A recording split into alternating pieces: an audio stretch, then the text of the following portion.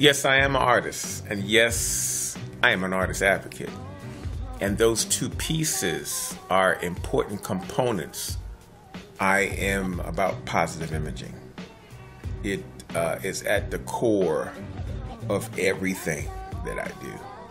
My work is really about my people. It's about me attempting to capture the positive nuances and subtleties of day-to-day life in the African American community, because you can't find that in movies, even in the 21st century, TV, even in the 21st century, music, even in the 21st century.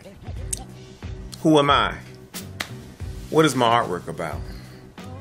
I'm often asked that question, and I guess the easiest way for me to articulate that is that I feel like I'm the two parts. Yes, I'm a visual artist, but I am also an artist advocate.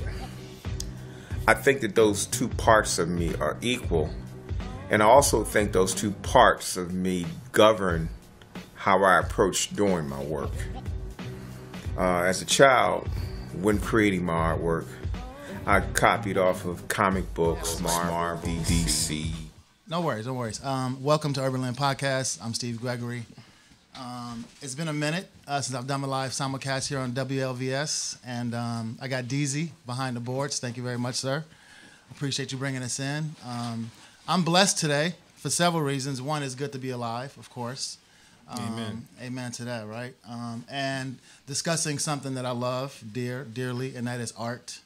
And I have one of the best to ever do it with me today. So that's very exciting. I want to thank, again, Listen Vision and Jeremy, DJ Boom, for making this possible. It's been a great year here. And again, I'm blessed. But let me, without further ado, I want to just say a little bit about this gentleman here. His work is just absolutely stunning. It is world known. He is from Baltimore. Be more. Yeah, so he's a local legend as well as a worldwide legend. And I want to, right now, before we start, please, for those of you that can multitask and you are listening to the podcast or watching it live simulcast, go to his website now so you don't have to think that I'm bluffing. theartofponcho.com.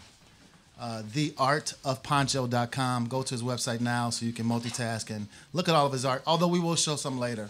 But take a look at it now so you see that I'm not just selling wolf tickets. This man is great. For starters, welcome. Thank you. Welcome, Thank you for inviting me. Of course. I want to say, one, that your story is that of, it's a common theme as far as people wanting to produce positive images. And I got some of that from the video we just heard. Like, you talk a lot about positive images. My first question for you would be, can you, as far as creating something positive, can you do that from negative imagery? Does that make sense? Because you talked about feeling happy, and my question for you was, because I do notice your work is definitely pretty much historical. Like, I consider you a history teller. But I wanted to know can you teach by painful images? Yeah, I think you can. I think I try to do both. Both? In the marketplace, of course, you are primed to produce images that people want to hang on the wall. Right. But every now and then I get challenged with subjects that I have to try to figure a way to make somebody want to hang it on the wall. subject of slavery, for instance. When you think about that word, you don't think about something positive on the wall. Right, right. But I found a way to do something that deals with slavery in my series called the Forgotten Journey series, where I have an African-American male with a slave ship tattooed on the back of his back. And so that took a lot of thought to figure out how to show that story. And believe me, I had 3 other sketches where I had one with a pregnant woman, a naked pregnant woman with this slave ship going down her stomach, which at the time I released this in 1990, early 1990s, it was, people really weren't ready for nudity in a lot of the work that's out today. So I chose to show the guy from the back. So yeah, a lot of times I have to try to find images that will provoke some thought. Would that be the same series that the Emmett Till piece came from? No, different series. The Emmett Till series is I have a series of collage pieces that are black and white that use newspaper, and it's usually rendered in some kind of a black and white medium, whether it be charcoal, whether it be acrylic, whether it be watercolor. But those are my more thought-provoking pieces. Those I'm not so concerned about whether people hang them on the wall. Okay. Because they tell a powerful story. And I don't mean to minimize the feeling of you wanting to make people happy, because that's important and it's critical, and you talk about the lack of that in the black community as far as black positive images, so I know that's very important. That leads me to my second question. Are you more vessel or are you more message? No, I'm a vessel. I'm a vessel. I don't take credit for half the things I do. I mean, my abilities came because the creator wanted me to have them, and I've learned very early just to get out of the way and do the work that he wants me to do. And so yeah, I'm a vessel. I see things from my viewpoint. It may not be like what other people see, but it still can open a dialogue on a lot of different subjects. Now, taking you away from art for a minute, taking you off the wall, as I say here on Urban Land Podcast. Uh-oh. Yes, off the wall. By the way, again, you are tuned in to Urban Land Podcast. I'm Steve Gregory. Joining me is Larry Poncho Brown, the artist who is, I'd say one of the best to ever do it. You talk a lot about your father's, you see in your work, and I venture to say in your life, you see your father's DNA. Yes. Let's talk about that DNA for a minute. Tell me about your father. Well, what I will say is that, relationships go through changes. And at the time, my father was a teenage parent, when he was 16, 17 years old. So I tried to imitate what he was doing, but my dad was very competitive at that stage of his life. And really, I think psychologically didn't want me to be an artist because he had no outlet and he was very frustrated with what he was able to do. And so, back in the 60s, parents didn't have a whole lot of time to explain to you what things were. So my dad attempted to trick me out of doing it, which didn't work for the most part. But I grew up looking at him struggling because he was self-taught to do certain things and reaching out to his artist community of artists that he knew in Baltimore City. Some of them were big names. Like Thomas Stockett is one of the biggest names in Baltimore. He used to do illustrations for the Afro newspaper for years, and my dad worked there also as a line tap operator. So his background was in commercial art at Carver Vocational Technical High School, where I also attended. But when he had me, he made a transition from commercial art into printing, and that would later come back to benefit me and my business as Absolutely. well. So, but my dad's way of working is still kind of in my DNA. It shows up in my work. Give me an example. Well, I think for a long time I was anti-dad too. It's like, okay, he ain't want to support me, so I'm just going to do my own thing, and disassociating myself from him. And then later on, I started realizing, wow, you can't do that. You got notoriety, people know who you are, and you wouldn't be here if it wasn't for his work. So once I started viewing it differently, I think our whole relationship blossomed. And my dad, when he passed in 2011, he was my biggest cheerleader. I had convinced him after 28 years of not doing art to get back in and try to travel with me on the road, which he quickly realized, this is not a game. I can't do this. Right, exactly. Exactly. But bless his soul, he's with me in my work. And you cannot deny the DNA factor of where it comes from. Right. And I hear that technically, I hear that discipline-wise. Talk to me about the creative DNA. How do you see it in your creativity? Well, I mean, I don't overthink things, number one. Some things are just natural, okay? I don't try to get in my head about what I'm doing, because once you get in your head, you can get stuck. I try to put myself in a blank state of being to create my work, and I just let it do what it's supposed to do. I don't come up with any rules, regulations, when it's supposed to be done, what's level of completion. I just work. And I think the problem I see now with a lot of artists is they're not willing to go through that natural process. They have all these preconceived notions of where they should be, how they should be. that it affects the creative process. The creative process is very organic. There's my daughter plays volleyball, and she was just at a camp, and the coach said, I want you to just move, don't think. He was saying, just move. Thinking is going to stop you from moving. Exactly, and I was in martial arts. I was in sports, so that notion of thinking too much can stop your how you attack most things. Absolutely. Theartofponcho.com is the website. Theartofponcho.com. Again, multitask. Check his workout online right now. Yoko Ono just tweeted yesterday. She said, "Only photographers can make time stand still." As an artist, how do you feel about that statement? It's pertinent to a photographer. That's what they do. They're at a particular place at a particular moment, and they capture that moment. But artists are time travelers. They basically can sit down. Oh yeah, they can sit down with a piece of paper and grab an instrument, and as soon as that instrument touches the paper, they actually are gone until they come back up. And if it could be 12 hours later, it could be 24 hours later, it wouldn't matter. And that's why it's very therapeutic, because artists stop thinking that moment that they transfer. It's just no place for you to do all of those things at one time. And that's why you see art therapy being such a prominent thing to help people with so many different walks of issues, mental health issues and developmental issues, because that's, in essence, that's what it is, a very spiritual connection. If Larry Poncho Brown could stop time, when would it be? Wow, that's a heavy question, man. I would stop time. There's a lot of eras in time I would like to have visited, but probably wouldn't want to stay. Like I would like to go to the Harlem Renaissance, but I wouldn't want to be in a Harlem Renaissance situation. Right. You know what I'm saying? I want to blink back like I Dream of Genie and come back when it get heavy. Right. That's fair. That's fair. No one said you had to live there for eternity. But if you could just stop. Like, I would like to blink back and be able to go and see the pyramids and the artists actually doing that work on the pyramids. But as soon as that whip came down to lash my behind for moving a stone, I would be out of there. That's true. I mean, in the inception of blues. That's right. Be a good time to be around the inception of blues. Exactly. But you don't want to live in that I don't era. think you want to stay too long. No, you do not. No, you do not. Again, this is the Urban Land Podcast. My guest is Larry Poncho Brown. I want to ask you quickly, keeping you off the wall. Let's talk about Are we still off the wall? Yes, we are. Okay. Yes, we are. I thought you was gonna go deeper off the wall than that, though. That's not. You ain't came off the wall yet. Oh, give me a chance. You just wait. Don't test me. Now, your children. Yes. You talk about your son a lot. Yes. And as far as him, just going through life and living, and you're very proud of him. Yes. Is he an artist? Yes, he is. His mother was an artist. We went to Maryland Institute together. And so he was a studio baby. He came up in the studio while most kids were playing with toys. My son was trying not to cut his head off with a razor blade because they were on my studio floor. So he was raised in that environment.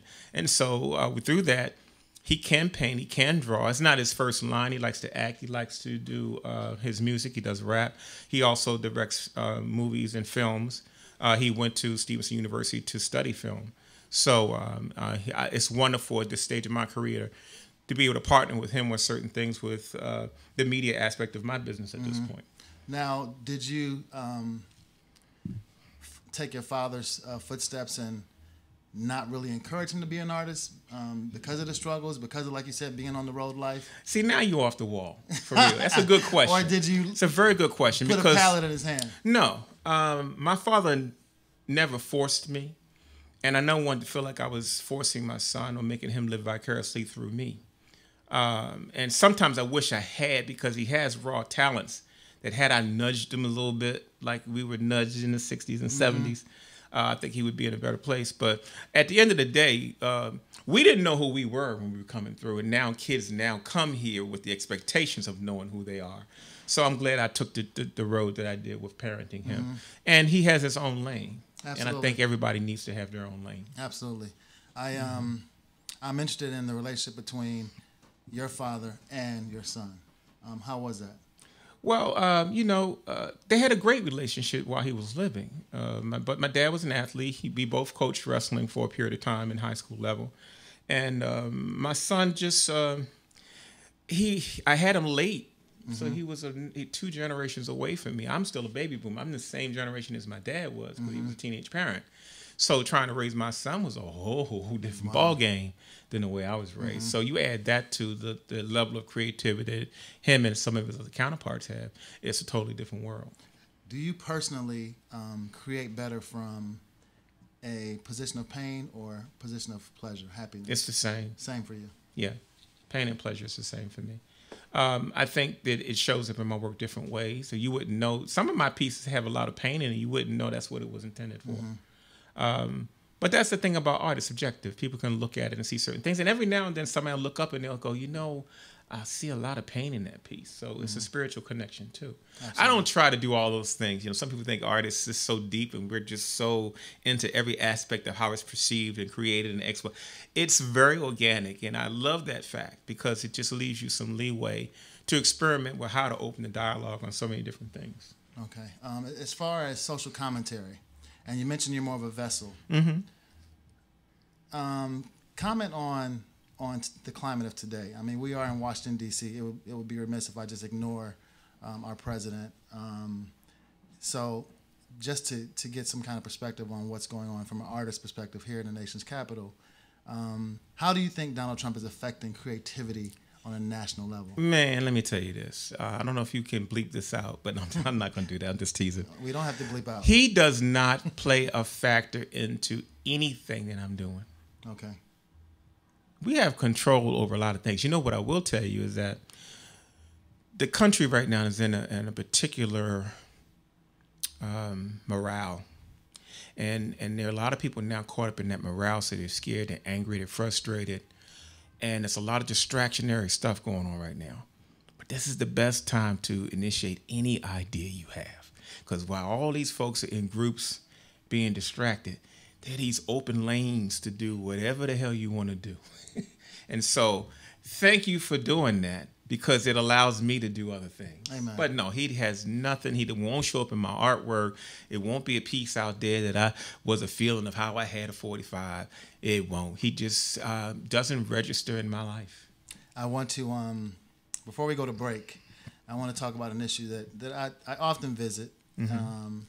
And it's relevant because race is such a hot topic in our culture right now, especially with all the young topic. It's a condition, brother. Hey, listen, it's essentially what we've been dealing with. Exactly, forever. It comes with this America. country. It is America. Amen. It's the history. It's this country. Right. Just flat out, can white artists create black art? Yes, I've seen them do it. Because black art is defined by the subject matter, not by the artist.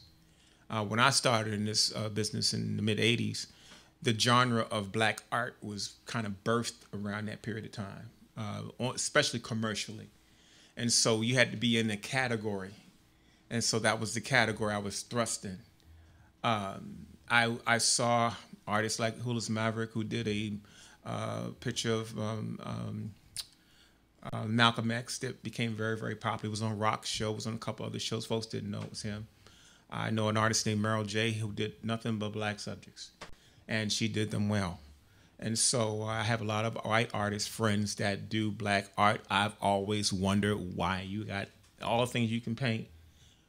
But at the end of the day, it's like, hey, artists are excited and tempted by so many different Mr. subjects. Brown, that was the funniest thing I think I've ever heard. I think that was one of the funniest things. Well, I mean, if we really want to talk about a race, this thing can get deep because I got white friends that act like we do. Right. I got white friends, black friends that's dating white friends that make you wonder why would they. So it's just this deep thing. So as an artist, you want to capture some of that, and then sometimes like, you know what? Let me focus on what I do.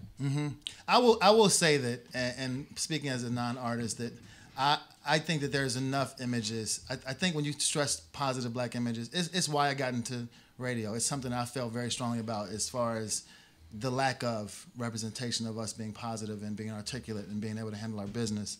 But I think that it's enough of white art out there. It's enough images of positive white Americans. From television. What I will say is that while I in the opening video, I used the term that I was interested in producing pieces that are positive images of African American people. African American artists or artists that do African American life are attempting to do the same thing. I don't think that what I'm doing is any different than anybody else. But I do know that we are longing for positive imagery because of how we've represented on TV, movie, music, and all the other things. So there's never too many positive images that are out there. And so when we look at the amount of African-American themed work that's out there versus all the art that's being produced in the world, it's still a minority and there's still room for it.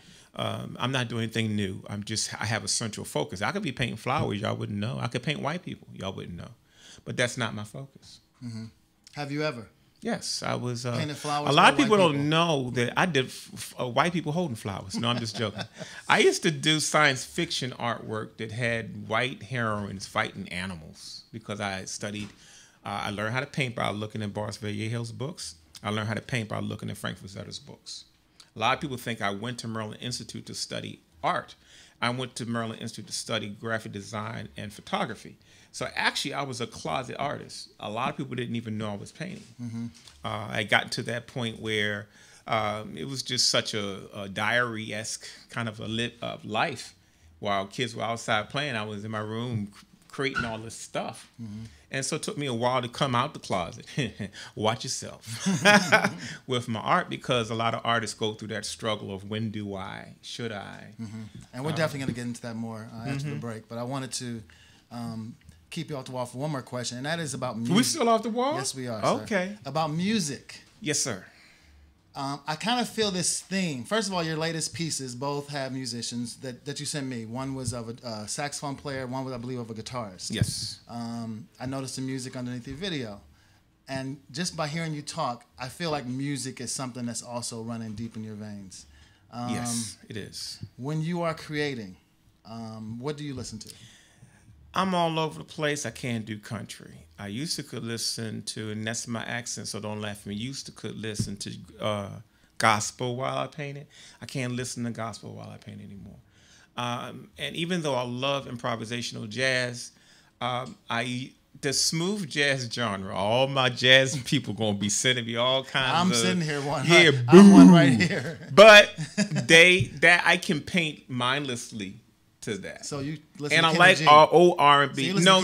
I do not listen. I do not listen to Golly G. That's what I call them. But I do have the Rippingtons. The Rippingtons. Special effects. Mm-hmm. People like that. Norman Brown. Mm-hmm. I do listen to that. Okay. That gets David me. Sanborn. If David Sanborn is joined by somebody, maybe. Okay, on that note, we're going to take a short break. When we get back, we're going to wrap up with the art of Poncho.com. Artist Larry Poncho Brown is in studio. This is Urban Land Podcast, live simulcast on listenvisionlive.com. Again, multitask. Check out his work online immediately. And when we get back, we talk about his art and show some of his art. So I'm excited. Fantastic. Come on. Matisse, Kara Elizabeth Walker. Jackson Pollock, Gordon Parks. Urban Lands is a great opportunity for the creatives among us to tell those stories, inspire others, and sell their art. We're taking the artists off the wall, covering events like Art Basel in Miami, Coachella, London Fashion Week. Art means expressing yourself. Art means bringing the world closer.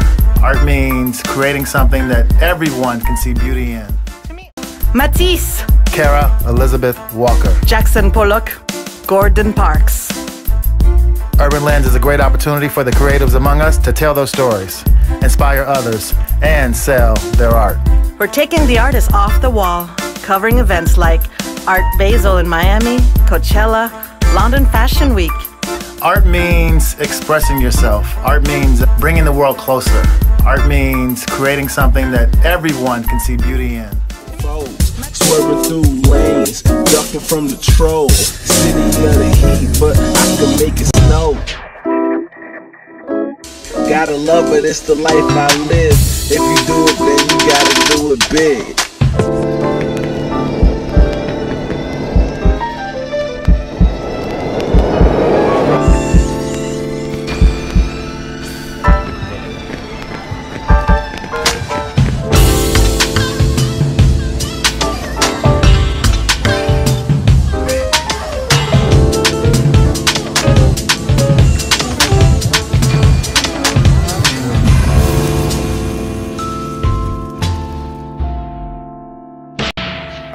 course, I watched the same black and white TV shows as everybody else did. But it was apparent to me at an early age that something was missing. I would do black comic book characters. All of my comic book characters that I liked were African American. It seemed that everything I liked that was in the media was absent of African American people. And I'm talking, I was born in the 60s. And to be of that awareness at that young age, I think manifested itself in my work later on. But as I got older and as especially when I attended MICA, I think that something struck me. And that was that I could affect change by creating positive images and creating the images that I saw lacking in my upbringing. So my artwork is about unity. It's about family. It's about struggle. It's about perseverance. If I try to attempt to describe my style, I really don't talk about a style because I'm a multidisciplinary artist. What I will say is that I'm a second generation artist. I watched my father paint. He was self-taught. Another footnote is that I studied graphic design at MICA. I did not study illustration or painting. I was a closet illustrator for most of my life. I went to vocational high school where I learned how to do sign painting. So I won't really talk about that too much, but I had to set that up for me being an artist because I think sometimes the artist has been very discriminatory. I attended MICA as a graduate, as a graphic design major. So when I embarked on becoming a quote-unquote artist or visual artist, people kept trying to put me inside of a box. Well, you're a graphic artist. You're not a fine artist. And so I immediately got faced with the divisions in those two things. So my art really is about my people. It's about trying to capture our culture. It's about trying to encapsulate our culture at a time when we're being practically dropped or misrepresented in everything. And even exploited. And we're back. This is Urban Lens, the Art Podcast. I'm Steve Gregory, your host. It's been a wonderful first and second season here with Listen Vision, and I'm looking forward to the future. But right now, I want to deal with now, and now I have the artist known as Mr. Poncho Brown, who is joining me live in studio. And again, I feel blessed that he's here. I'm thankful to the doctor, of course, for the other artist, Dr. Emoja Smalls, for getting him here. Got to give her credit for making that happen. That's right. Absolutely. We all got this is a village here. Yes. So we're going to talk about we're going to take this gentleman onto the wall and I'm on the wall and going back and discuss his art Okay. because this is why you're here. Right. As much as I love to hear you talk and speak, and I think you're more message than you give yourself credit for. Although you're a great vessel, I think you have a great message inside of you, and it shows in your art. So for starters, do you remember the first piece? You talked about being a closet artist. Yes. And I heard that in your video when you talked about you went to school for graphic design. Yes, sir. Do you remember the first painting that you did that you liked? No, I don't. You don't? I remember the first painting that I did that I got comments from my mother and father. I still own that painting. That's wonderful. That's just the same thing. Actually, I inherited that piece when my mother passed. I had a big, huge studio fire in 1995 where I lost my entire studio and everything I had created from that period back. So I still do have that painting in my collection. It's a little naked girl with an afro. How old were you? I couldn't have been any more than 7. And I may have drew her from a card or something and just gave her A Jet an afro. magazine? I don't think so. I don't think so. But that I can barely remember. That was like 7 years And old. you still have it? That Is was it 50 framed? years ago, You have it man. framed? Huh? You have it No, framed? it's in my vault, man. I have a vault, a flat file of all Yes. kinds of stuff. Yes. I would love to see that. I'm sure that's one of the ones you don't want to show too often. Yeah, that's but- off the wall right Yeah, there. exactly. I'd love to see that piece. Literally. You may not get that one back. You'd be hunting me down. Okay, so that piece was the first one you got. You noticed that people actually noticed your talent. Yes, my parents. Right, My your parents. Do you remember the moment you realized, I am not just a graphic artist, I am an artist, and I'm going to go for this? Do you remember that moment? I remember that moment because I was classically trained as a sign painter. I was one of the first. Well, Carver Vocational Technical High School used to train and have a commercial art program that trained hand letterers and sign writers. And so I went into that program in the 10th grade, and it's a 3-year program. You would learn all the aspects of design and preparation and execution. And in your 12th grade year, you would get work study. Well, I learned it in 3 months rather than 3 years. So I was one of the youngest students ever put on work study at Carver Vocational High School at that time. And so the good thing about that was by going in the trade, they paired me with a gentleman by the name of Jerome Washington, who I credit for my entrepreneurship, because this man had his own business and it was in his home. His sign shop was in his garage. And I always had money from the age of 14 up, where most of my friends were running and doing illegal stuff on the streets. I was painting signs. And see, the philosophy at that school was, as long as you got a paintbrush, you'll never start. Right. And so I had believed that that's what my future was going to be, until I met this guy who's still very much a prominent second father in my life, named Joe Ford. Joe Ford came to visit me at my home, and he saw all this artwork on the walls. And he was just mesmerized, like, man, why won't you do this work? And I'm like, well, it's something I do for fun. I was like 17, 18 years old. He says, I tell you what, I think I want to find you a illustrator job to see if you can handle it. So I thought he was talking. He came back and gave me my first illustration job, which I never forget, was for Morgan Walkathon. And I was supposed to do a poster for this walkathon. And I did this funky tennis shoe with a W shape on the heel, and when it lifted up, you got to see the M. So I did this funky little concept, but he gave me like a couple $100 for it, which represented, I could have did a 4x8 sign or this 17x22 each illustration. So I clearly remember the difference. Right. And then he backed that up by giving me my first full color illustration job. What was that for? Bill Cosby was coming to do a benefit at Carver. And I got so good with my illustration work that he wanted me to do a poster for that benefit. And so I got to meet Bill Cosby. The benefit, they gave the posters out of the benefit, and that launched my illustrative career. That was at that point that I realized that the sign painting, I could no longer do that anymore. Because it was time intensive. It was going through all kinds of changes. Well, no, I wasn't giving away artwork, man. Sign painting is very lucrative, and it's stuff you don't think about. Well, you're not giving away, but I guess I'm saying it's originals. The stuff I'm talking about. No, that's a whole different ballgame. But the sign painting that I used to do, I had a client that was just a parking lot. Just a parking lot. Wow. And I changed the rates, or I would do rate signs. Wow. And I was 17, 18 years old, getting $400, $500, $600 for doing signs, man. I was cleaning up. I would go into a Chinese restaurant and go, I can't really read. What's the name of your store? And they would say something. So I could send somebody by tomorrow and fix it. And I'd show up with my lettering brushes in my pocket. So I learned entrepreneurship by being forced down this lane of work study. Changed my life. Now, you talk about the school, Carver Vocational Technical High School, yes. Named after George Washington Carver? Yes, it is. That's interesting because when I talk to several artists, I always talk about the finishing component of art, and how I feel like art school does not really emphasize the finishing component enough. It's not supposed to. They're not supposed to? No. Okay, explain that to me.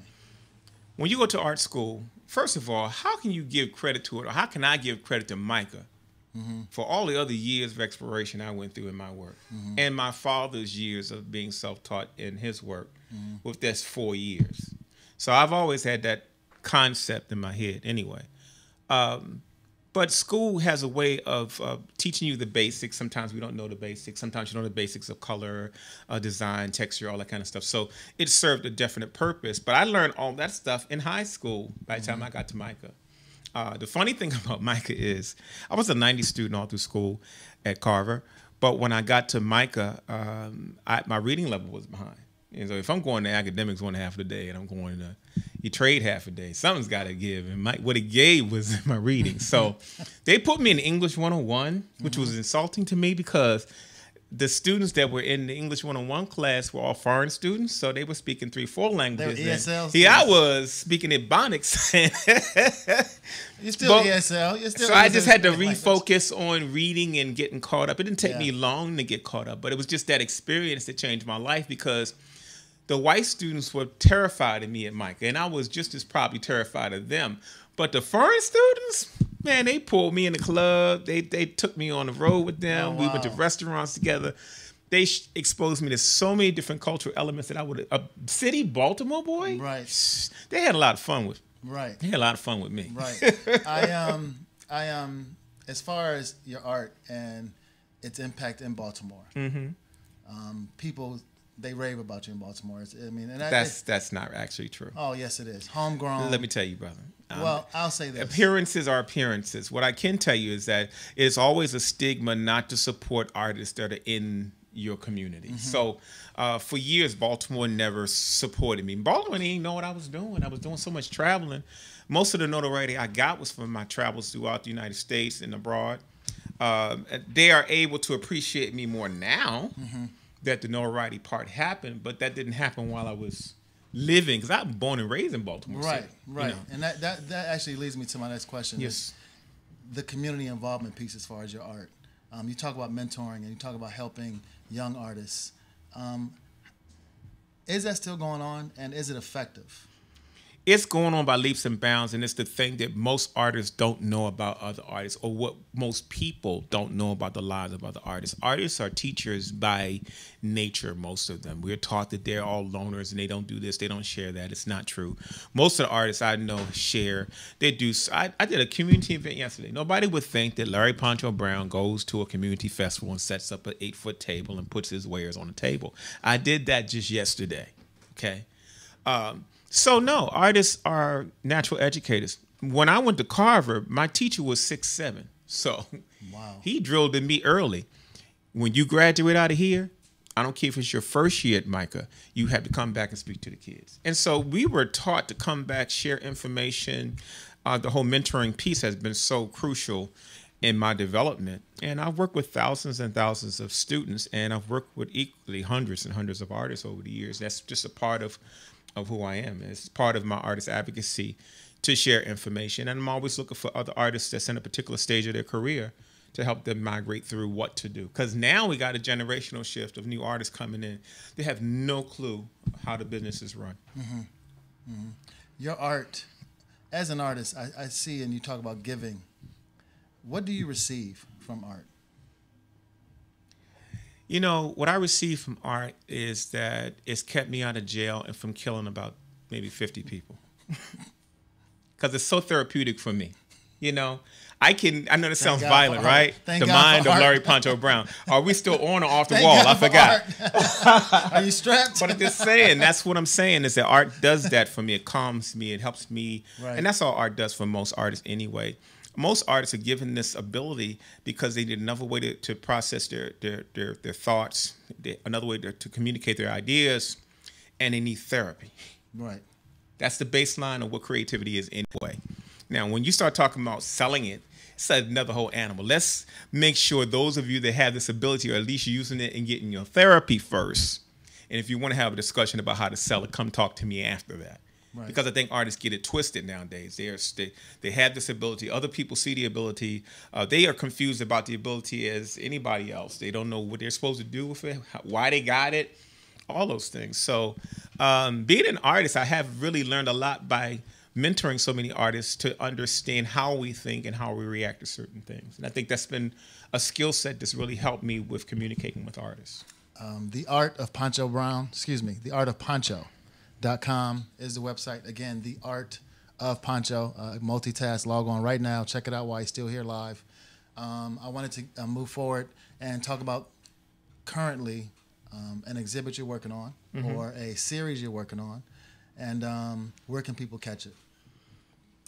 Currently, if you're in the DMV, you can go to Baltimore City Hall and see 30 of my original pieces that were put up back in June for Black Music Month, but it represents 20 years of musical images I've done for different organizations over the last 20 years or so. And that exhibit will be up through August the 7th. Okay. And so if you haven't seen my original work, stop by, bring your ID, go in City Hall. It's a beautiful space. It's in Rotunda, and it's got 2 gallery areas, and I have filled the whole gallery with my work. The mayor did a wonderful job of putting that retrospective of my musical pieces together, and we had a wonderful reception. It had 200 plus people there, and they gave me the mayoral award got a couple of commendations from the mayor. Great. It was wonderful. So that's the latest project I worked on because I created 10 pieces. Did you install it? No. Shout out to my artist friend Jeffrey Kent. Jeffrey Kent took all the headaches. He picked up the work. He hung the work. He's going to take down the work, I think. But Jeffrey Kent is he's also a hell of an artist. So if you haven't seen his work, look up Jeffrey Kent. And he'll be the person taking the show down for me in August. So hopefully you get there to see that before that show comes down. Absolutely. And where is it? Baltimore City Baltimore Hall? City Hall. Baltimore City Hall. It's at the Baltimore City Hall Courtyard Galleries. If there's another place in the world besides Baltimore, and you can even include Baltimore, where do you feel most creative? Wow. Where do you go? Like a couple friends of mine go to Italy. No. Some people go to France. Okay. Where do you? I got you. Okay. I've traveled the world with my art, so there are a lot of places I've been outside of the country that stimulate me, but the places I go to get stimulated the most are my artist circle of friends. So I love to visit Paul Goodnight. I love to visit my boy Charles Bibbs. I'll be with him in another week. I go there to get stimulated because where's Charles Bibbs? Charles Bibbs lives in California. He's in Riverside, California. Riverside. And Paul Goodnight lives in Boston. So I will likely do that first before I go to Paris to the Louvre. Mm-hmm. I would take that. I did that maybe about 7 years ago. And I spent a whole week in Paris just looking at art. I mean, I'm talking about I intentionally went to overdose if I possibly could on art. And it was literally impossible. That's how much art was there. Mm-hmm. So, no, I get stimulated by going in other artist studios and seeing how they work, no matter how big or how small.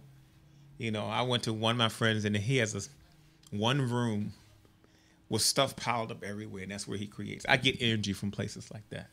Do you have white collectors? Yes, I do. And I can count them all on my fingers and toes. No, I'm just joking. I would say 5% of my business is Caucasians. But I can honestly say to you that it wasn't designed with them in mind. If they want to take it home, I have no objection to that. But I know who my market is, and I tend to my market. DZ, can you show more of his artwork, please? And for those listening, again, I'm going to encourage you to go to theartofponcho.com. I want to talk about that for a second. Mm-hmm. Your work, the images of, obviously, you consider black art, meaning the images are black, of African Americans or of Africans. You know, I don't really use that term, to be honest with you. Mm-hmm. It's a subject, it's a genre, but I don't classify myself in that way. That's what I want to talk about, the classification. Yes. Period, because that can be a hindrance in some circles, and obviously it can be a benefit in some circles. But my question is, how do you feel about being categorized? Because obviously they're going to look at you and categorize you, right? Mm-hmm. Oh, that's black art. If they have an urban art section, they're going to try and put you in an urban art section. How do you combat that, and do you feel like it's necessary to combat, or do you just live in your own lane and make it happen? You can't escape categorizing. It's the human nature to do that. So yeah, I could get out and try to boycott being put in one environment or another environment. No, if that's the environment you want to put me in, if that's what the subject matter of my work is, fine. You know, just don't box me in and think that's what you expect from me. But I can't argue that point. I argue that point with my artwork because I have artwork that does all kinds of stuff that may not be necessarily black art themed or black or African American themed. Artists shouldn't be categorized by the brushstrokes that they make. They should be categorized by the art that they produce. 100%. Now, again, moving to the future, when history is telling a story about Larry Poncho Brown, and I heard you talking in the video about your collection, and you've talked about your private collection. Yes. And you've even briefly schooled me on purchasing when I was making a purchase of some of your art, and like if you want something that's going to have an impact, that's going to mean something, get this. So you obviously care about legacy, and you know about the value of art and what it means throughout history. And unfortunately, most artists are not appreciated until they passed away. Meaning, no, that's not true. They're not being appreciated after they're gone. I can give you the top 10 black artists: Elizabeth Catlett, Jacob Lawrence, all of them. If you look at what their works are now garnering, Roman Bearden is being ripped. They do not. His work should be up with his counterparts. You can still find works of his works that are affordable and still being marketed through Swan Gallery, which is the low-end auction house that deals with African-American art. And so we're a long ways off. No matter how you glorify what's happening with African-American artists, we're still behind our counterparts when it comes to valuation. Of course, now you have some people down that are crossing that line throughout history, but keep looking because the changes is happening. We got a lot of stuff happening that's positive. I mean, you got Amy Sherrill in Baltimore, just got the presidential portrait. You got Kehinde Wiley, who's been kicking behind the last 10 years. Absolutely. Art has turned on the fine art side. But see, what we didn't get a chance to talk about is that there is a fine art side of the business and there's a commercial side of the business. True. And I have flourished in the commercial side of the business. And so the rules and regulations that come with that side of the business, I adhere to. So I'm not so concerned about whether a museum is going to house my work because my market trajectory is a little different than that. So that's another whole show. That's a show by itself, just describing to the public what the difference between those two markets is. Because even artists today have it confused. You got young artists now aspiring to be at a museum. And they don't know that until they learn the art business, they will never get there. They have no idea of the art business itself. They're just organically creating work and unifying with each other and fellowshipping with being artists, but they don't understand the art business. And that's the one thing I've taken time to learn from the earliest point that I can remember is I wanted to learn what the art business was so I could decide what lanes would work with me and what lanes wouldn't. And so I advise all artists today to put your brush down, stop worrying about sales, and start looking at what trajectory you want to follow with your work. Okay. Quickly, what will history say about Larry Poncho Brown? Let history decide that. Poncho's not concerned about what history is going to say. As far as I have given my life to this, I've devoted my life to creating this work. I'm blessed to have a hell of a following with my work. I am in literally 500,000 homes at this stage of my career. And if I died tomorrow, I would be satisfied with the reach I was able to get because some artists will struggle to reach that point. So let them write it. I'm not very interested in what that's going to be. Drop the mic. TheArtOfPoncho.com. This is Urban Land Podcast. I'm Steve Gregory. Thank you for joining us. Thank you. Season 2 will continue. Again, check out Larry Poncho Brown. TheArtOfPoncho.com. See you next time. Means story, life story, and bringing people together. It's a connector. It's your pain. It's your agony. It's what your perspective in the world is. Art can be beautiful and art can be ugly. Beautifully ugly. This is Urban Lens. Urban Lens.